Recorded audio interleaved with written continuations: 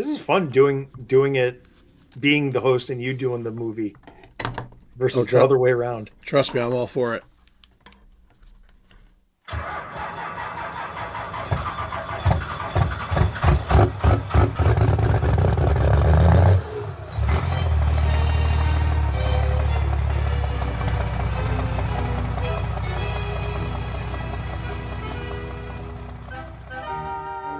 And that sound means it's the start of another missile for the masses. I'm your host, Gary, and with me, joining me today is... John from the Pint. And John's here. Casey and my schedules have been conflicting rather much lately, but John came on board, and we're going to talk about a movie we've been threatening for the past couple of years to talk about, review, say silly stuff. Tonight is G.I. Joe, The Rise of Cobra from 2009. So before we get into that, good evening, John. How are you doing today? I'm good. I'm about a week into a chest cold, so if I sound a little rough or if my voice goes out, I apologize to your listeners. But yeah, I'm doing good overall. Yeah, glad to talk to you online again through this and do another recording with you. It's always a fun time. Always get some reactions from the audience with your hot takes and funny comments. So Oh, excellent. Good. I enjoyed being on the show very much. yeah, and how to get you away from some of the toys, and we'll get into more of it later. If you don't know John yet, John does a great podcast called The Pint, and he does a lot of movie reviews on it, along with some other stuff. But John was just a natural for doing a movie review, and this is something John's wanted to talk about. Casey, unfortunately, hope you're listening to this and you enjoy what you're going to listen to. Wanted to talk about for a long time now since we've been doing the podcast. So why don't we start digging in? How's that sound, John? Let's do it. All right. So G.I. Joe, The Rise of Cobra, out in 2009, distributed by Paramount. And normally, I think from your podcast, John, you start with the director. Yeah, director, writer, filming locale. We freeball it. However you want to do it, Gary. Okay, well, I didn't do the writers. I was watching the director's commentary, and they basically said the script wasn't done till like a couple days before the final scene. So No, say it ain't so, Gary. With this movie, yeah, but we'll start with Stephen Sommers. He was the director, and aside from Rise of Cobra, he is known for The Mummy, Van Helsing, really Deep Rising, The Jungle Book, really the Mummy series. And I think a lot of the cast, as we get into the cast a little bit, those connections he made there, oh I yeah. think affected the shaping of this movie. So, John, tell me a little bit about your thoughts about Stephen Sommers as a director. So everybody loves the Mummy, the 1999 Mummy, and I do think it's a good movie. I'm not one of those people. Like it's one of those movies that's really beloved on in the internet communities and film communities. I do like it. I don't think it's the greatest thing ever, but I do get the appeal. It's an action adventure. Brendan Fraser at his kind of funniest and hottest and all that stuff. I really like Deep Rising, which is a movie we did on the Pint probably 3 or 4 years ago. It's a creature feature on a hijacked cruise ship. Treat Williams is the good guy in the film. Kind of an all-star cast of like who's that guy, like Cliff Curtis and Jamin Hunsu are in it. Famke Jensen. Yeah, it's a fun movie. So yeah, I like him. I think he's a good director for this type of movie, like this kind of action adventure with a lighter edge. Yeah, and one of the things, thinking about Stephen Sommers and stuff. So one thing that I got from the director commentary was he grew up with 12-inch GI Joe. So there's a scene in the beginning of the movie where Duke and Ripcord meet up with GI Joe Team Alpha, and they start spouting off lines like "lifelike hair" and "kung fu grip." that was all something that Steven Summers added to the movie, and it was it was just like interesting because as a GI Joe fan, I get that, but it also was I could tell when he was saying those things, it was like that's the generation of GI Joe before me. So I think he was a logical choice for a movie like this, but you could definitely tell that for the subject matter, he you could see where he's like he got it, but he didn't get it. I don't know if John, if that makes sense. Yeah, it does. I mean, this is 2 years after Transformers came out and kind of set a template for this type of film. This, action adventure toy advertisement of a film. And I think he was trying to make something familiar to what he's made in the past, like an adventure movie like The Mummy, but also trying to emulate what Michael Bay did with the big bombastic action sequences and, you know, the CGI set pieces that may or may not have been totally necessary. I'm looking at you, Iron Man suit, stuff like that. The one thing that Steven Sommers had in his mind that he was trying to bring into a film, and I think he pitched another film to the studios, was those accelerator suits, Yeah. and he was dying to use them. And when GI Joe Rise of Cobra came across his desk, he was like, "Aha! I have something for that too." The other thing with Stephen Sommers and some of what would shape this film was the fact that in 2009, a lot of this was 2 years into the GI Joe 25th anniversary line, and now that's the 4-inch GI Joes, the highly articulated versions, updates of the O-ring stuff. So, you know, that's that's what you're thinking, like, oh, they're selling toys, which that's naturally what they want this movie to do. However, during the writing stages of this movie, that wasn't the GI Joe on the shelves. That wasn't the mythos that, or the era of that callback, that 80s. Oh God, help me out here, John. The nostalgia for the Right. 1980s property. Right. So Stephen Summers was given a whole bunch of GI Joe Sigma 6 stuff, and that's what shaped the writing and shaped the directing. And with that in consideration, I don't think the accelerator suits are out of place, but definitely doesn't fit the rest of the book or the rest of the movie. And the other thing too would, and some people complain about this, but it's actually not far fetched, was the nanomites, which actually have a comic book route when Devil's Due relaunched in 2001. I mean, you're taking a property like G.I. Joe and you've got to make it accessible to the masses. And we're talking about these, hyper realistic military squads, Joe versus Cobra. I know it's not Cobra in the movie yet, but. And nanomites is just a good MacGuffin, right? It's fine. It's just science fictiony enough to fit in with the rest of the stuff they're doing in this movie. So I'm fine with that. And they tie it into Destro and Mars Industries and all that stuff. So they take all the familiar pieces and then just kind of add that to it, and that's okay.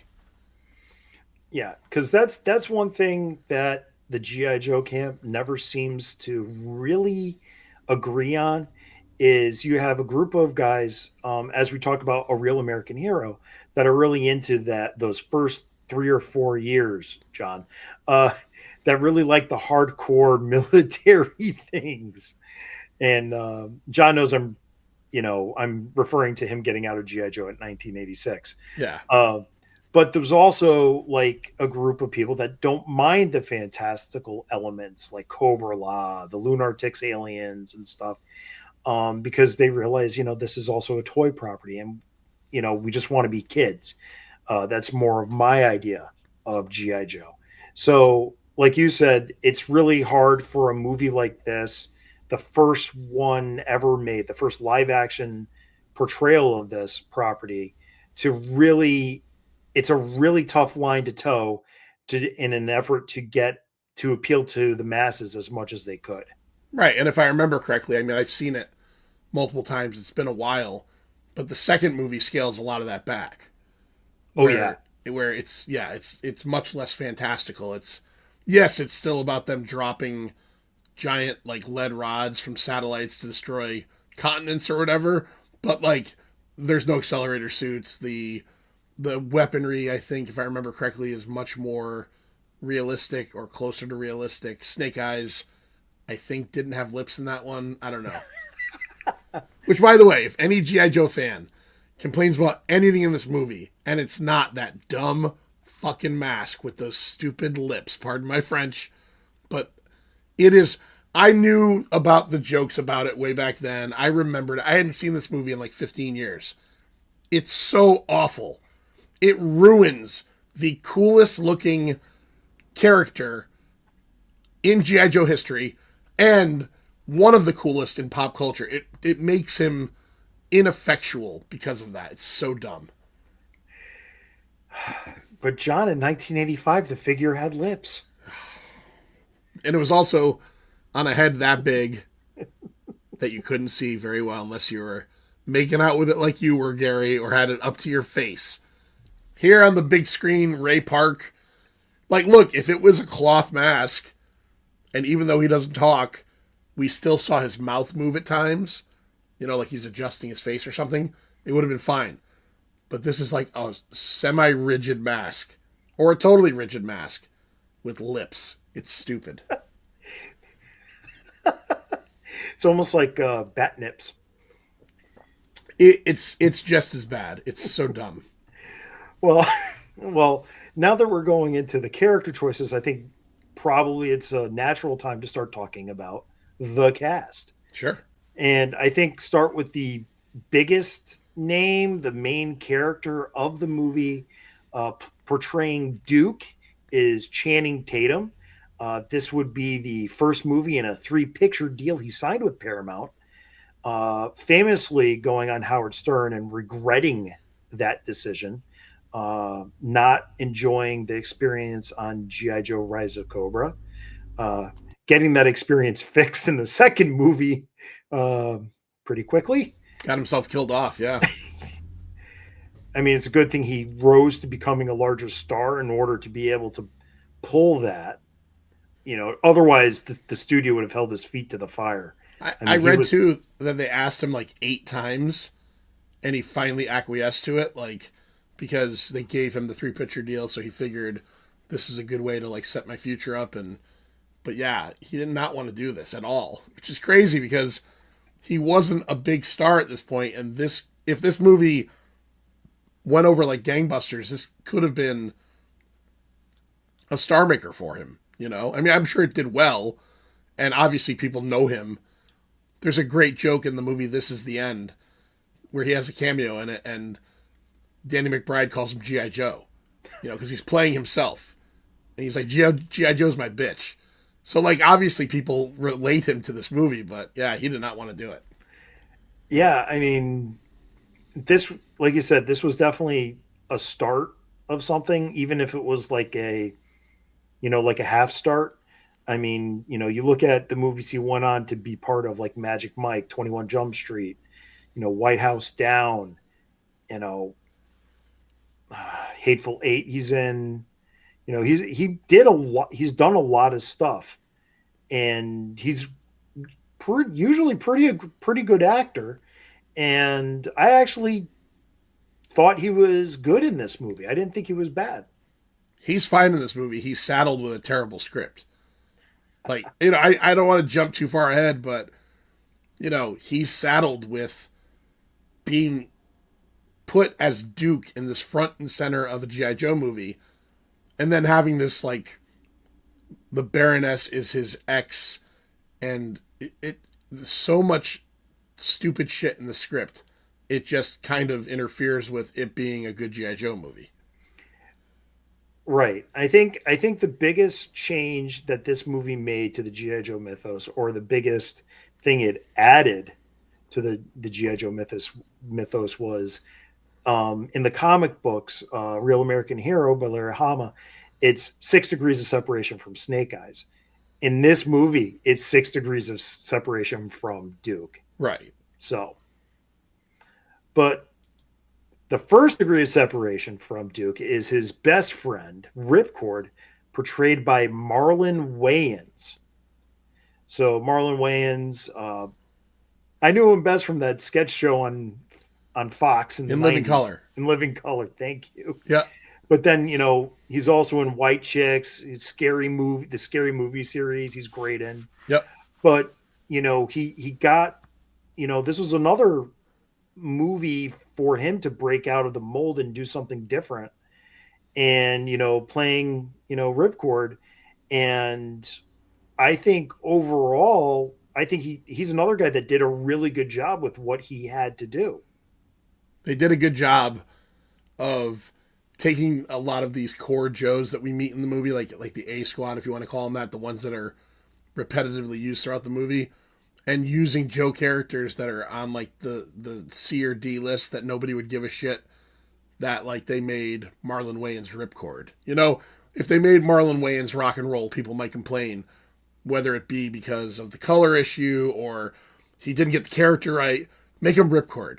99% of people out there don't know anything about Ripcord, including me. Like, I know who Ripcord is, but like, he's not like Stalker or, Scarlet, where I know that character decently. And they did the same thing by using Heavy Duty and Breaker, and they used all these characters that, unless they're you, and I know you're sitting there going, I know everything about Heavy Duty. Most people don't. Like, they didn't use Roadblock because Well, Roadblock is, I think people know him more. And yes, Body Massage notwithstanding, they know Roadblock. So, yeah.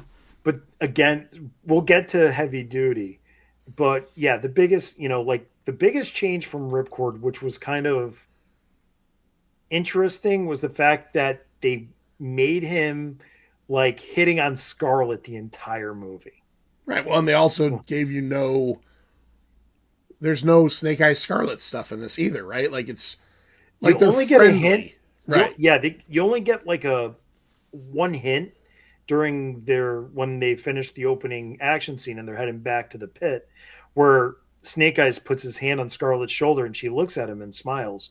Right. But obviously, as the movie progresses, that show of affection, I guess you could call it that, was more of a camaraderie, between brothers and sisters in arms, Right. Yeah. No, there's no love story in rather this. than her soliloquying about how we need to go up to the cabin in the woods. So, Right. uh, so it's good that Scarlett had somebody to act against, rather than just like Ray Park just standing there and nodding.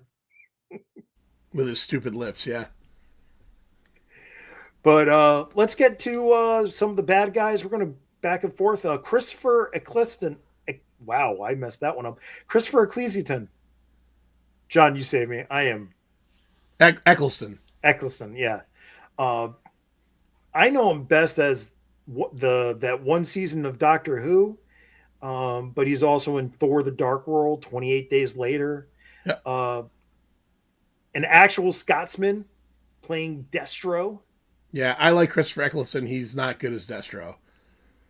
Destro to me is more like macho man, like V-neck, bare chested, black suit. I know he was going to get there at some point. Christopher Eccleston's kind of like a little skinny guy.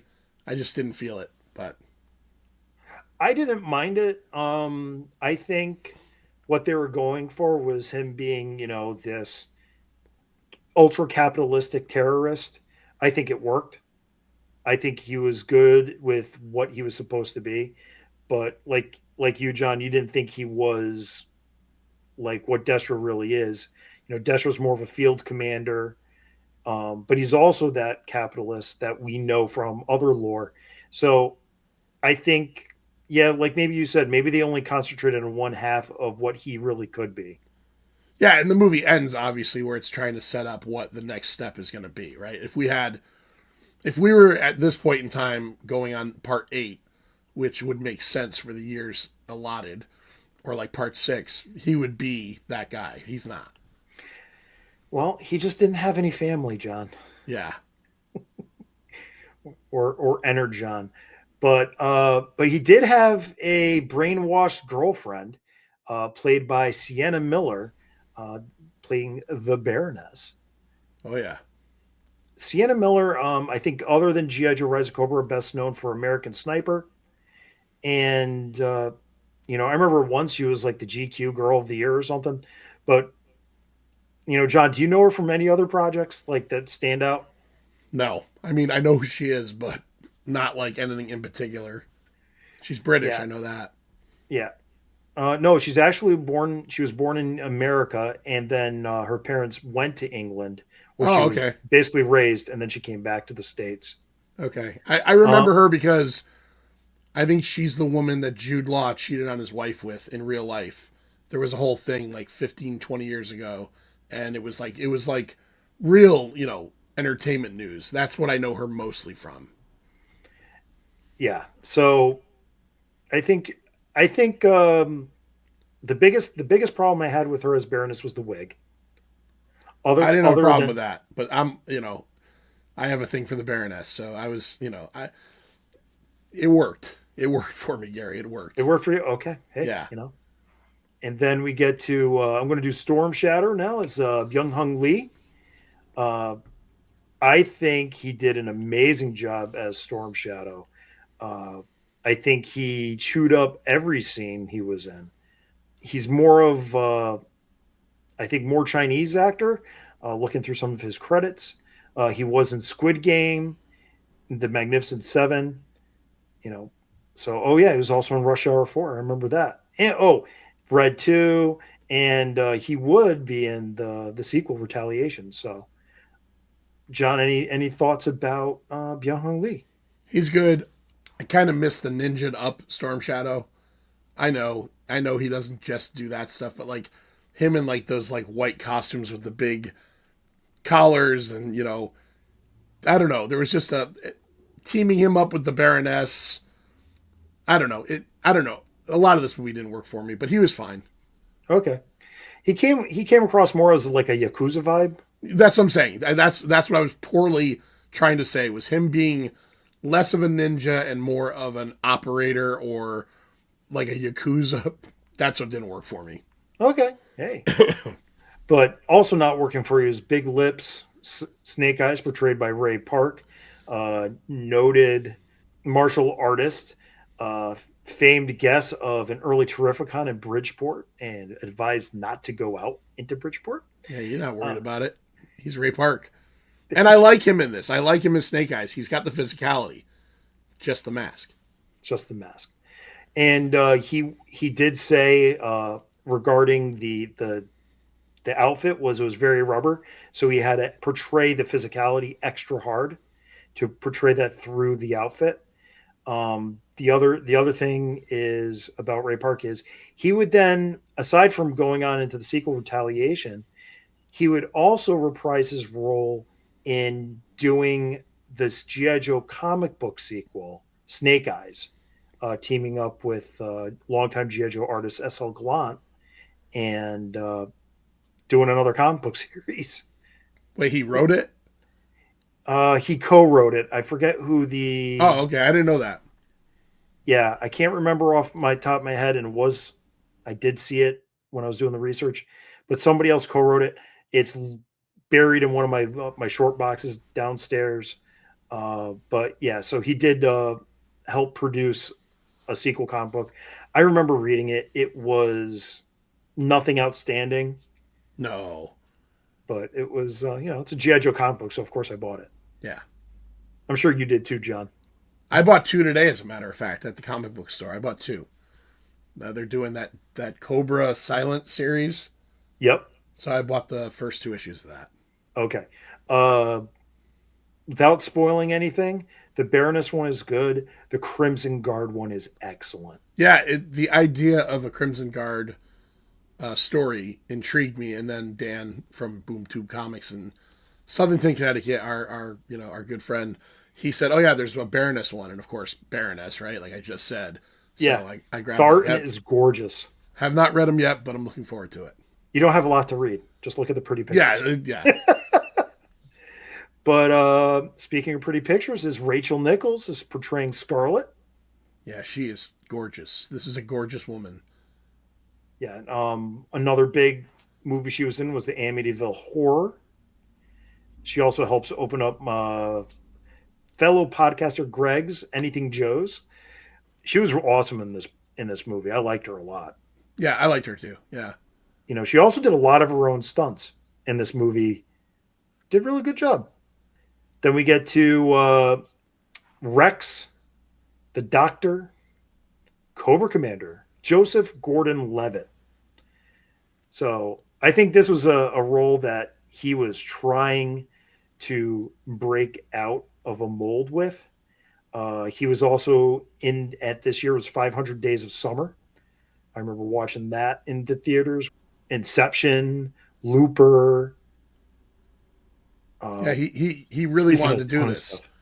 He's good friends with Channing Tatum, and that's kind of how this all worked out. And he was excited to do like this larger than life character with a crazy voice. And I guess I was surprised to learn when I read this. He actually, that's his voice throughout the movie because it just sounds awfully post production when he's talking and it's very over the top. But I guess it's a mixture of his voice and other people's voices. Yeah. It was, I remember the first time watching this movie and the turn where they made him Cobra Commander was, I actually, that actually surprised me. Yeah.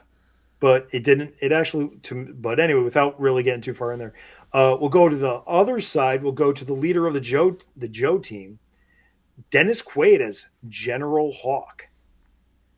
And Dennis Quaid's been in a million movies, Freaky Friday, The Day After Tomorrow, Frequency.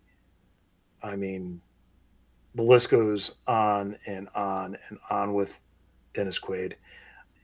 So, Jaws 3. Jaws 3, The Revenge. No, that's Jaws 4. Oh, Jaws 3 is Jaws 3D. oh, okay. Yeah, Dennis Quaid. I will say this. My wife has watched this movie with me now more than once. Oof. And Dennis Quaid is her draw to this movie. Okay. So, He's good in it. I mean, he's a professional actor. He's given a job, and he comes in and he does it. He's the face of GI Joe, right? yeah, and the good thing is his role wasn't too physical. So it really, so it worked out good for him being the general. Right. Just a couple more rounded out. We have Adewale Agbaje, which I don't think I screwed up.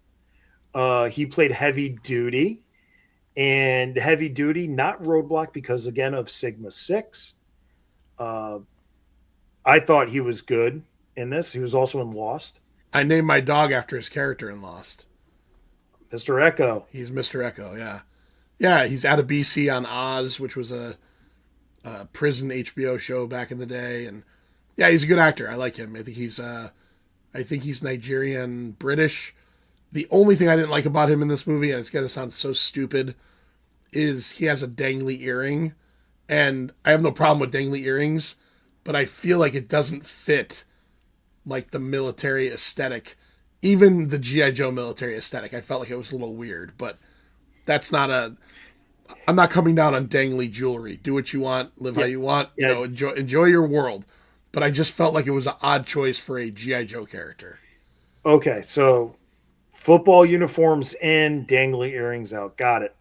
Football, well, look, bazooka, that's stupid as shit too.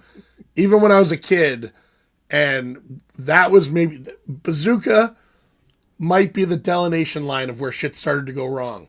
Although, even though he's a super cool character, what's the shit? Orange and red flamethrower, Blowtorch. blowtorch. That might be the first character where I went, "What are we doing here?" right? We're stepping out of bounds of the traditional drab green military kind of stuff. But yeah, bazooka, that's a stupid costume. Well, all right. We also have Jonathan Price as the president of the United States. No problem there. He was very presidential. Yep. We get Arnold Vosloo, who I remember from the Mummy series as The Mummy. Zartan. Yeah. All right. So, in kind of like a blink and you'll miss it role, you got Carolina Kurkova as Cover Girl. Oh, Yep. right. She's Duke's attache or whatever. Hawks. Yeah. And her whole point in the movie is handing Hawk stuff and then getting stabbed in the back by Zartan. Yeah. Yep. We get Saeed Tagmawi playing Breaker. And I will say this about him is he's also known for Wonder Woman. Uh, the biggest thing I'll say about him was they did him right by him stealing Duke's double bubble gum in the Oh, is that periscope. actually something from the comic or Yeah.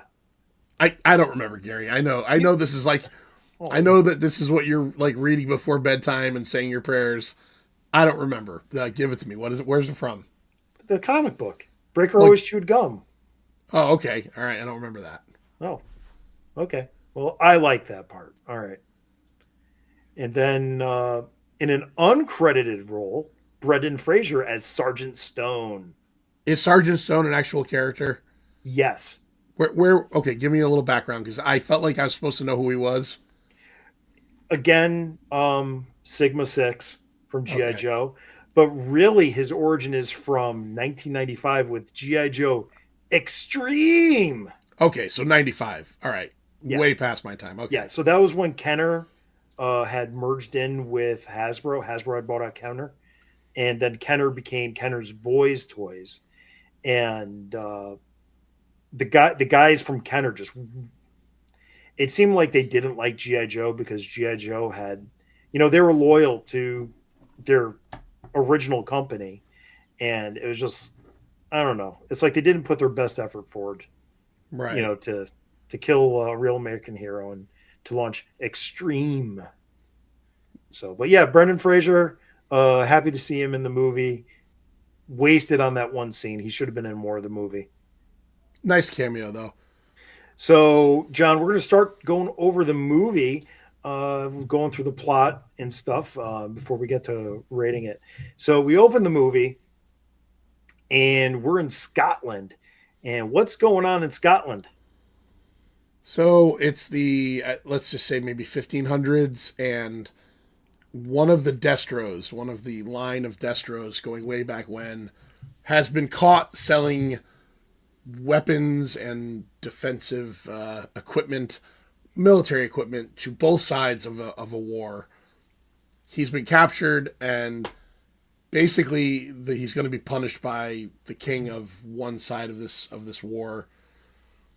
He's taken into a dungeon, and we see them heating up a iron mask, which, if you know Destro from the cartoon or comic book, that's his thing, right? He wears a silver mask, and if you get into the history, it's like it's a clan thing where every male Destro wears this mask at some point or another, and it's also like a huge military backstabbing, warmongering piece of shit. And he's put into this iron mask. It's a really cool scene. They come out and we're gonna teach you a lesson, and they put this thing on him, and he's screaming, and it's sizzling hot, and then I think the movie like goes into the mask, into his eye, and then we kind of go from there. Yeah, very Man in the Iron Mask, very Doctor Doom, if I Yeah. remember right, too. So it also sets up that in this movie, it's very Destro. It's very about Destro and his people around him. So that's why this movie is the Rise of Cobra, because we're talking about Mars Industries a few years from now. Right. So we go into the opening of the movie, and Laird McKellen, he's doing this presentation of nanites that are metal eating nanites. Originally developed to cure cancer, but we're weaponized it to eat metal. And he's given this presentation to a room full of NATO generals. And if you look really hard, you'll find a Larry Hama cameo in that room. Oh, okay. I didn't know that. Yeah, there was a longer scene with him as the focal point, but that was cut.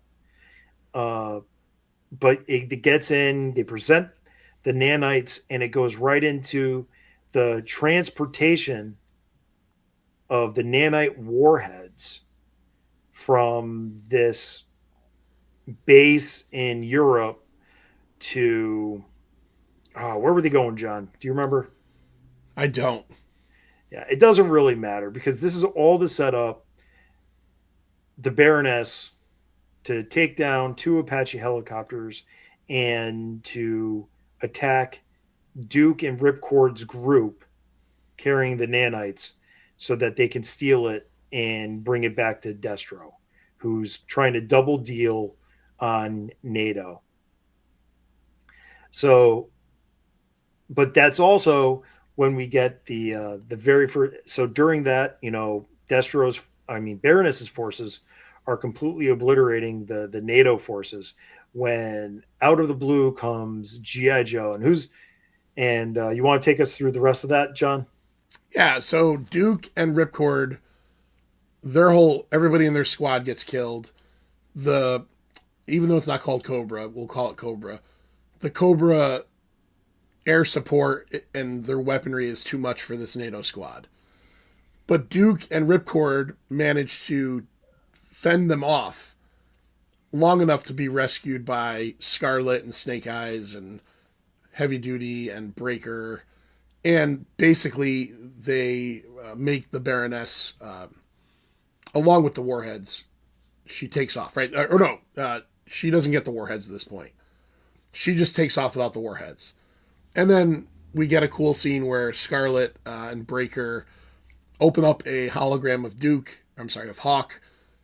Hawk and Duke, by the way, even as a kid, always fucked me up. That hard K, two similar looking blondish dudes, white guys, yeah. But yeah, Hawk comes up in a hologram, kind of congratulates Duke. Duke is very much like, I need to know what you guys are. There's been rumors about this like kind of superhero squad of military unit that takes from the best of the best. I want in. And the other half is that during the fight, he realizes that he knows who the Baroness is. So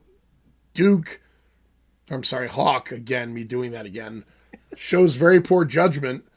And, even though he's the leader of this super secret squad, G.I. Joe, which you can't even say their name, nobody's supposed to say their name, he brings these two back to the pit immediately, just after, like, hey guys, like they met at the movies, it's like, hey, you want to come over to my house?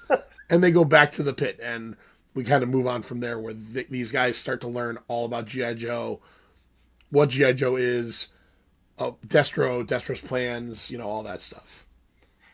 Yeah, and really, Destro's plans really don't come to fruition until they need to check to make sure the warheads are safe. And they're not Right. even weaponized. They're going to get to that point.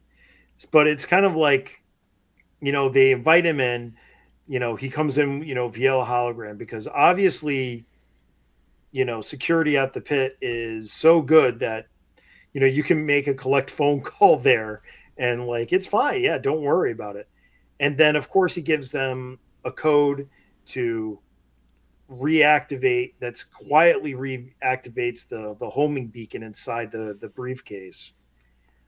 And then Destro recruits the Baroness again to go in there along with Storm Shadow. We get Storm Shadow's first appearance, and then also Zartan, who happens to be reading the Bill of Rights on that submarine with him and Destro.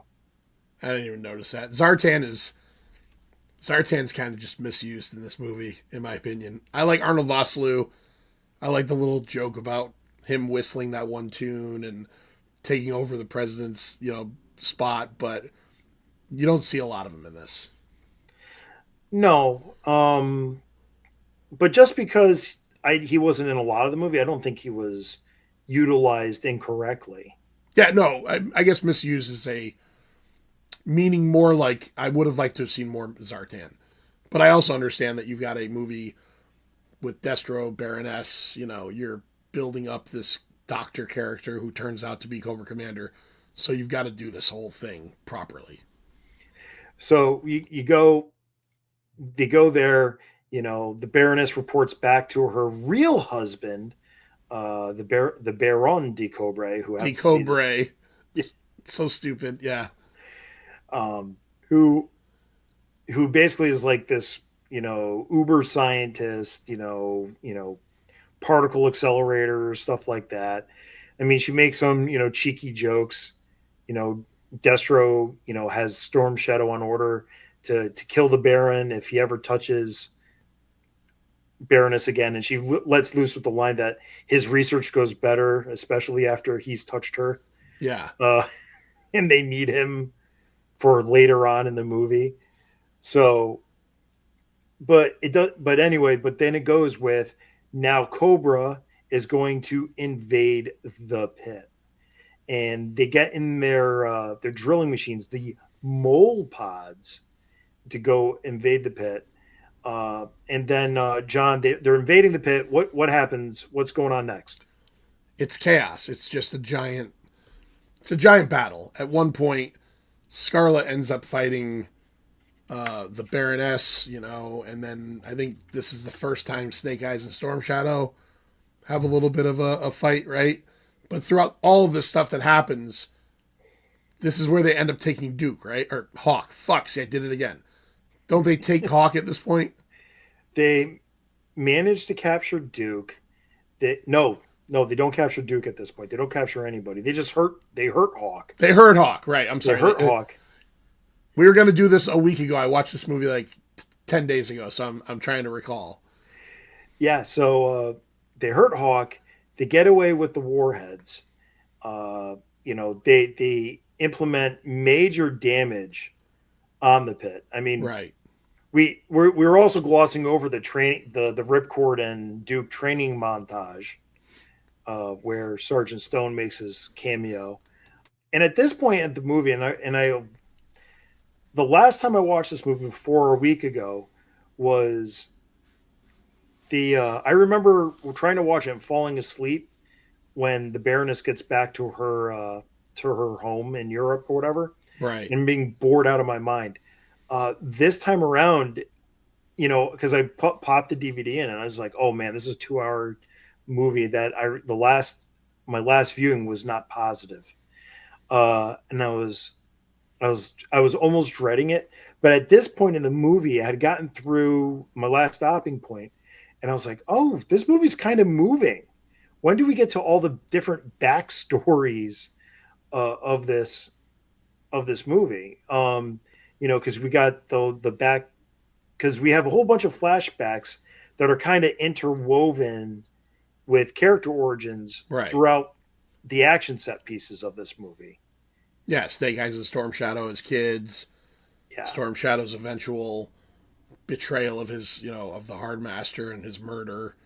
And then, yeah, that's all good because that's all kind of like lore. When we start getting to the Duke and Anna stuff, and then you bring in Rex, the less said about that, the better, in my opinion. But, of course. Yeah. Basically, the Baroness is the ex fiance of Duke. And at this point, we've learned about Rex and flashbacks. We haven't gotten to the fate of Rex and why Duke and the Baroness are no longer together. And when Snake Eyes and Storm Shadow initially meet during this battle in the pit, they just recognize each other from when they were kids. We haven't gotten to the Snake Eyes Storm Shadow lore is the least changed Their from the their rec history. their recognition scene is good though for old school fans because I think their swords cross and they see the Arashikage symbol on I think on the swords maybe, and that's when they recognize, I think they knew who they were anyways, but that's a great way of showing us visually that these guys are from the same clan possibly, or they have some reason to be connected to that symbol. I like that. Yeah. Different than tattoos. Right. Um, so anyway, so Cobra gets away with the warheads, and they have to take him back to Baroness's husband, who needs to stick him in a particle accelerator in order to weaponize him.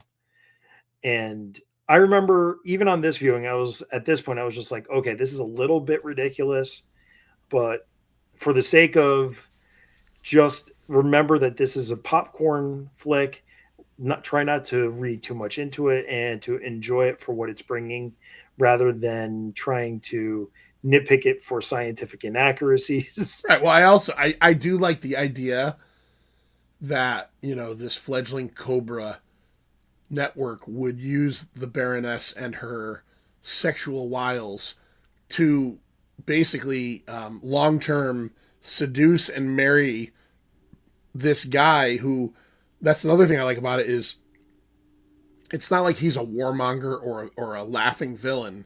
He's just a scientist who fell for the wrong woman and does not want to do what they want him to do. And he ends up dying for it. I actually thought that was a strong bit of the movie, was like the little arc there with him.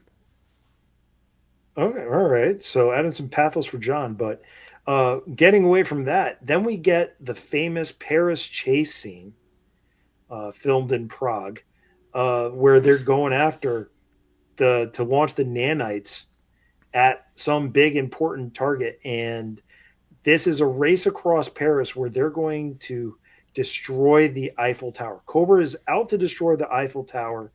Um, Going across, there's this huge chasing. Duke and Ripcord get into the accelerator suits. So Steven Sommers, had a big chubby for that, and finally got to use it. And the scene overall was good. I enjoyed the whole chase scene. I enjoyed the bit with Snake Eyes getting on the, oh gosh, I can't think of the name of the Cobra vehicle, which is really bad. Come on, For Gary. this podcast, that's bad.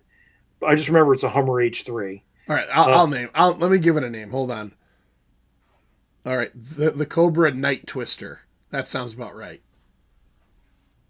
it's the Steel Crusher APV. I like the Night Twister better. All right. I don't own that, John. I'm sorry. I'm sorry. I'm sorry for you. So, but anyway, so Snake Eyes is attacking the Steel Crusher APV. Um, the only thing I didn't like about this scene was some of the CGI effects on it. It definitely screamed a little like they were running against the budget. Right. Yeah. Agreed. But overall, the action beats were all there. I like the one liner that the Baroness gave that woman as she's getting into the office building. Like she's Oh, nice shoes. yeah, nice shoes. She kicks the woman out of the elevator. She's like, oh, nice shoes. Yeah, I like that too. And they get up to the top. That's where there's a great scene with Ripcord chasing after Storm Shadow. And they're running through all the walls, and Storm Shadow's just throwing stuff like pasta and everything. He gets tomato sauce all over his helmet. But then Duke is chasing the Baroness at the top of the building, and Storm Shadow lets loose the nanite warhead at the Eiffel Tower. And, you know, I don't think at this point on first viewing, I remember seeing this in theaters. I don't think anybody expected Cobra to actually accomplish anything in this movie, but they actually destroyed the Eiffel Tower. Yeah, I mean, what did you think about that, John? it's a good scene. It sounds weird to say, but like watching this last week or whatever, and this being a 2009 movie, I was almost surprised with only being like 8 years after 2001 that they were like at that point even comfortable with like destroying any kind of like worldwide landmark that big, even in a movie. I know that they did, but like I think there was a period where maybe stuff like that didn't happen for a little while. So I was a little surprised by that. I had forgotten about this scene. But it's a cool effect, like all the green nanites and they're eating away, and then there's a race to shut it down because you could shut the nanites down from doing the damage, and they finally get to shut it down. But by the time they're done, it's already eaten like two of the stanchions or whatever you want, pylons, whatever you want to call it, and then it just kind of topples over. It's a good scene. Yeah, I mean, I would say at this point in the movie, I chalk that up as a W for Cobra. Yeah, And also to add to that was, Duke, you know, Baroness gets into that little hovercraft thingy, and he chases her and jumps into it, yep, and Cobra captures Duke. So that's another, thing where Cobra is at this point in the movie, they're winning. And I really appreciated the fact that, we're about halfway in the movie at this point, and they have created, I think, a credible threat for the GI Joe team. oh yeah, it's three-quarters of the way through, and they're they've already attacked the pit, they've destroyed the Eiffel Tower, you know they've captured Duke. Yeah, they're very credible. They bring back Duke to their secret headquarters underneath the ice cap of the North Pole, where they start really showing the effects of the nanites going into the bloodstream, making the Neo Vipers, feel no pain, and there's a little bit more of this, I think, earlier in the movie too. But this is the point where you get the typical scene of the villain revealing all their plans to the hero. Yeah, the Bond scene. Yeah, Yeah, the Bond scene. We've already gotten Zartan getting injected with the nanites, and you're not shown what the result is yet. You've got Rex, turning as the doctor, like, revealing himself to Duke, and Duke's like, "Does Anna know you're alive?" And he's like, "No." And then we get to the like, I think pretty much the one of the final flashbacks of you know of how Rex, quote unquote, died in a bunker with Dr. Mindbender, learning about nano nanomite technology. Um, the and amount of time.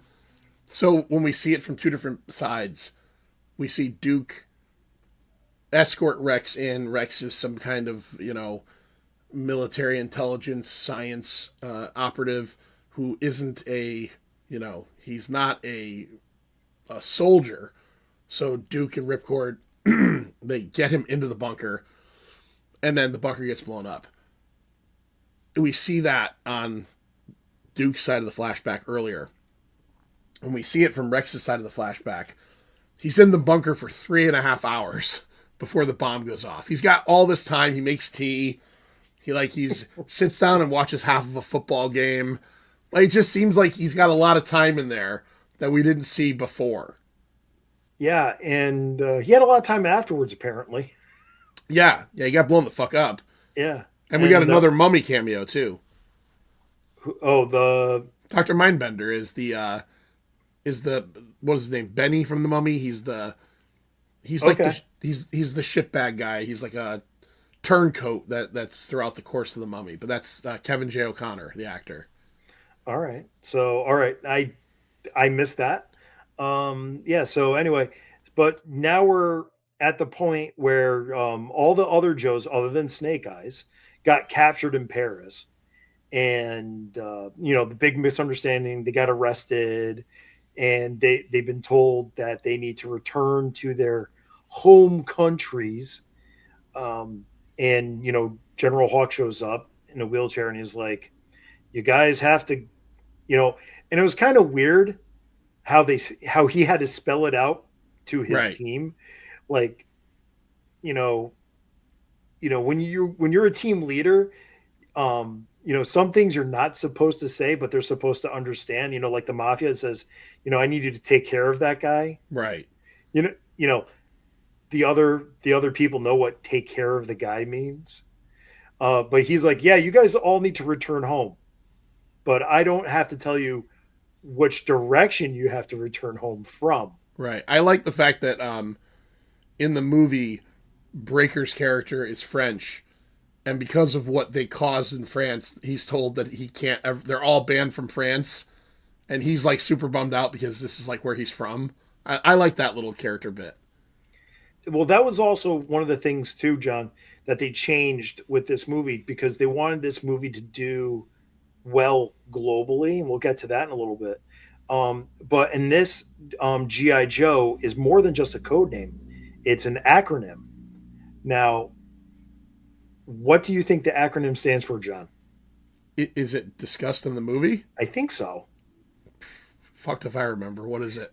Globally Integrated Joint Operating Entity. Oh, okay. No, no memory of that.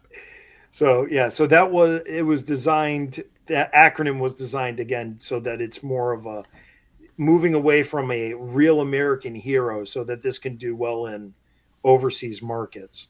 That makes sense. Yeah, so that's the reason why Heavy Duty was British, French Moroccan was Breaker. Let's see, Snake Eyes, some white kid from Japan, Scarlet, and Duke and Ripcord from America.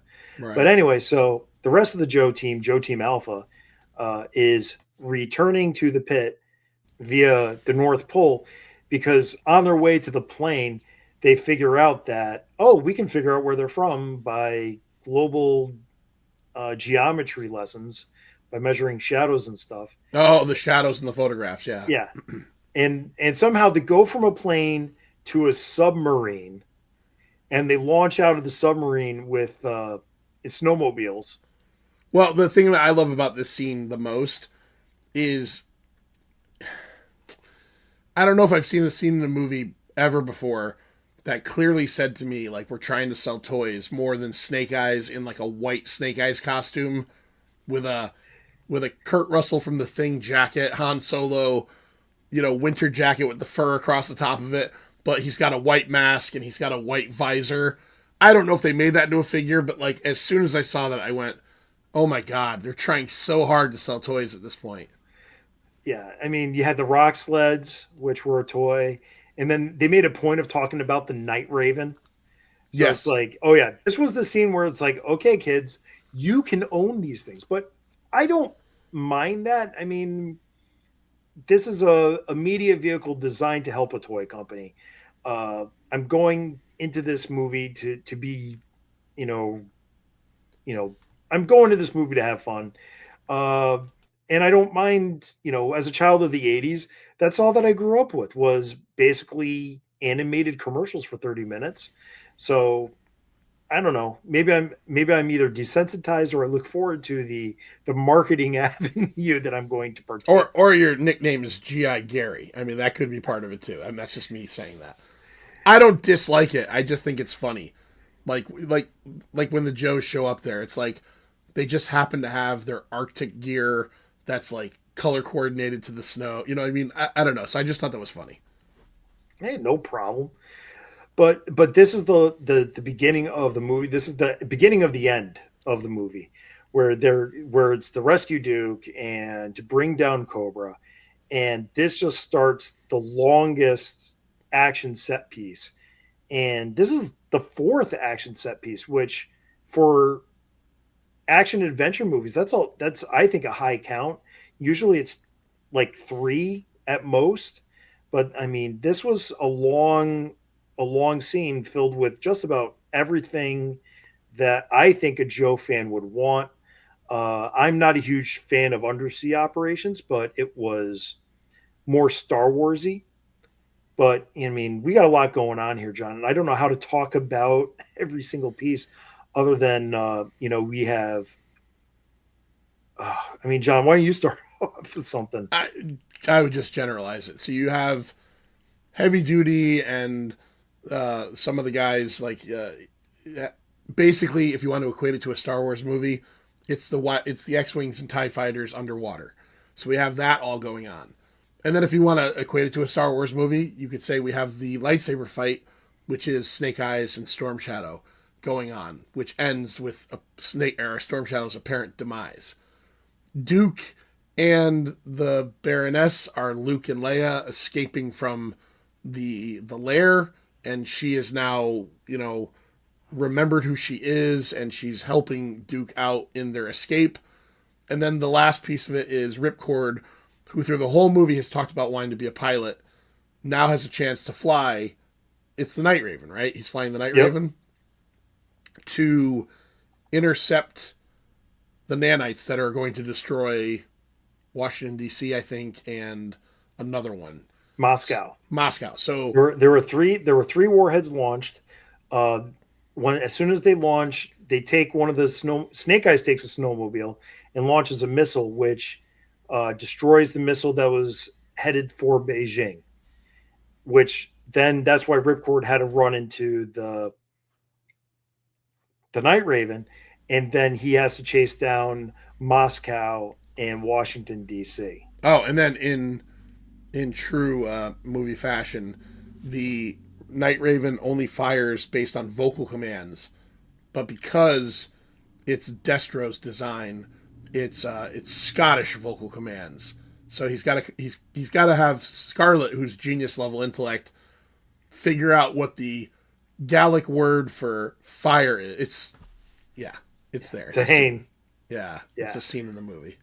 Yeah. So I mean, you got all these pieces going on, and then during this, Destro's face gets melted, Right. uh, and they escape to a submarine, and that's when the Doctor Rex injects Destro with nanites.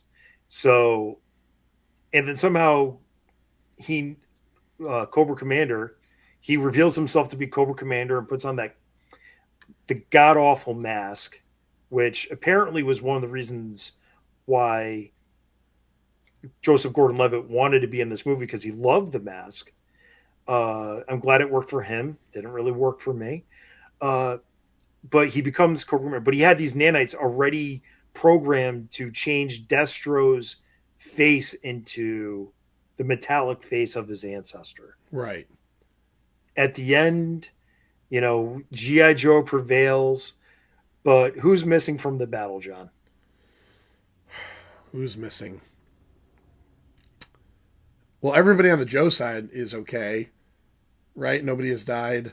The Yep. Baroness is now in jail doing time for her crimes, and she is now Well, she's not in jail. She's in the infirmary. in the infirmary. Okay. What do you know what she was in the infirmary of? Oh, is that the flag? That was the flag, number 99. Oh, okay. I didn't notice that. All right.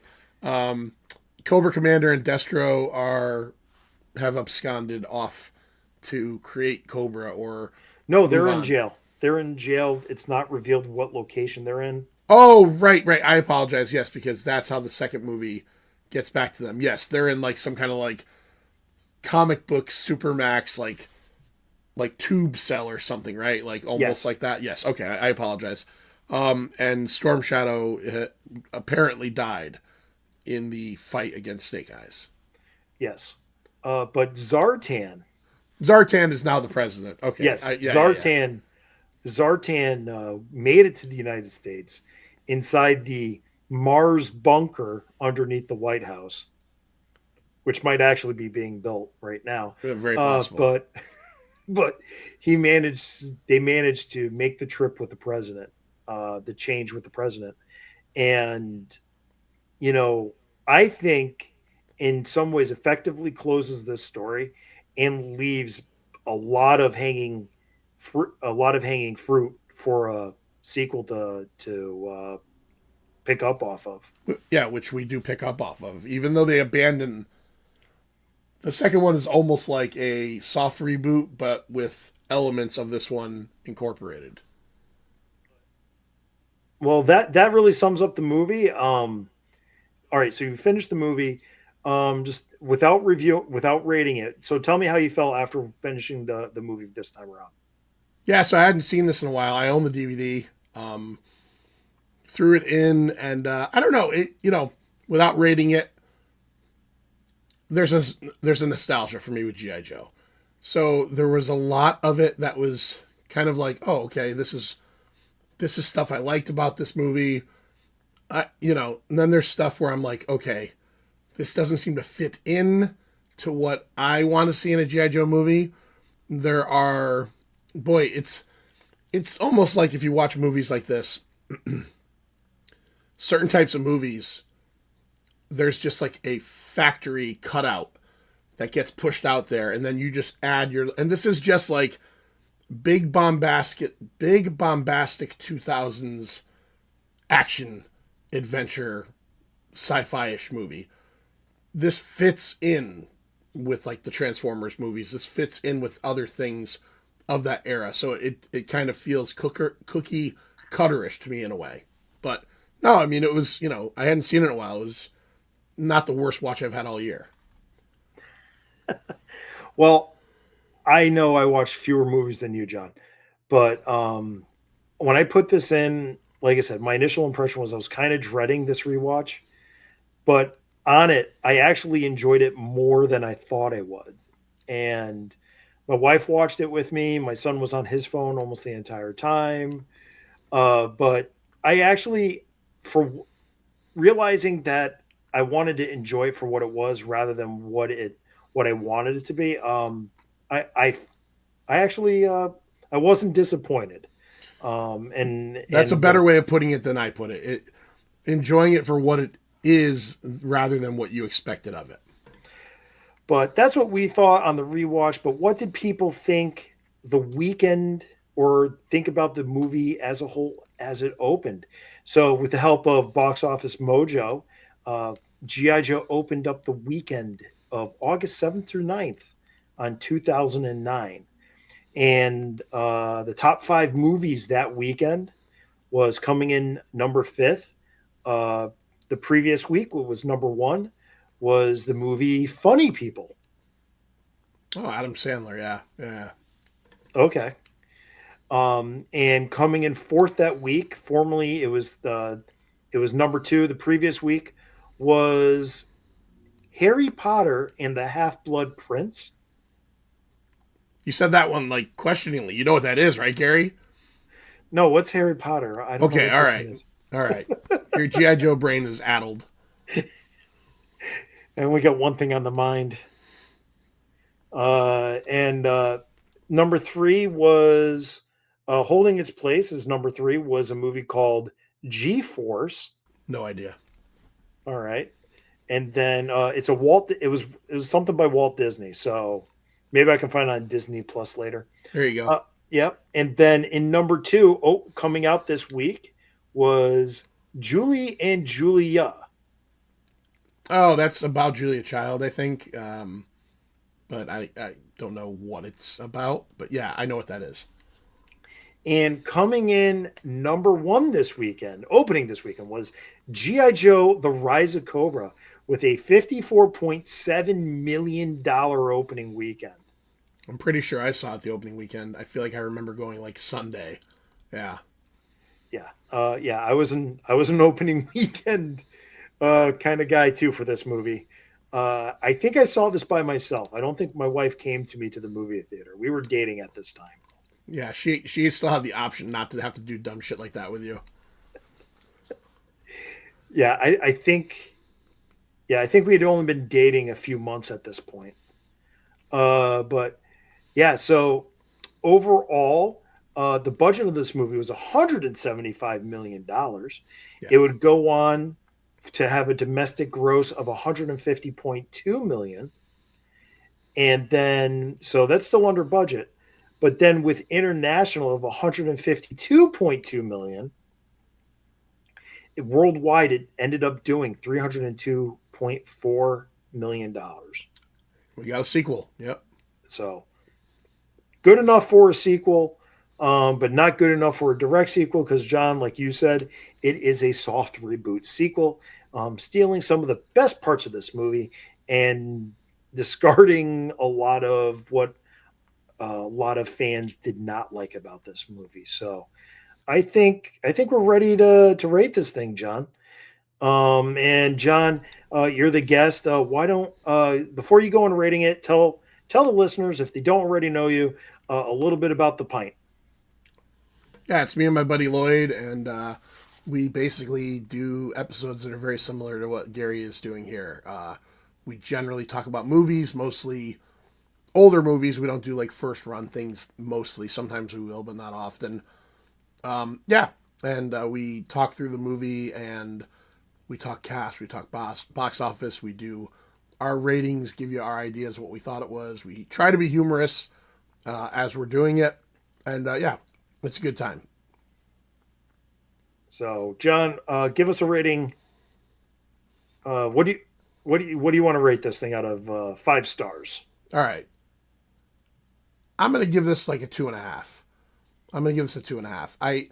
I don't dislike this movie, but I wish the format was more like Retaliation right off the bat, where it was still, look, it's GI Joe. It's not your mother's Air Force. It's not meant to be serious military minded. And I get it. Like I grew up in an era where the GI Joes I played with mostly were guys in green costumes playing army, and occasionally a ninja would pop in. I get it. Years later, it was guys with lasers and more ninjas and all that stuff. But it just the sci-fi elements in this are kind of indicative of the way GI Joe was going. So I'm okay with it. It doesn't bother me that much, but I really dislike the Duke and Baroness backstory. It's corny. It's not good. Him and her recognizing each other every time. Her whole thing of like, you know, they were a couple. Her brother dies because he was in Duke's care, although it wasn't Duke's fault. And then she goes crazy and becomes like this international, like, espionage terrorist woman. I don't know. I don't buy any of it. Well, I mean, she was being controlled by nanites. I'm gonna give this movie a 2 now. No, a 2.5. There's still enough enjoyable action set pieces that can push me past that. You got a movie with Snake Eyes in it. He's underused, and I will say he's underused. I would have loved to have seen a little bit more Snake Eyes without that mask, and some of the CG, which this is just an across the board thing for movies of this era. It's not always great, but some of the CG in this is just not good.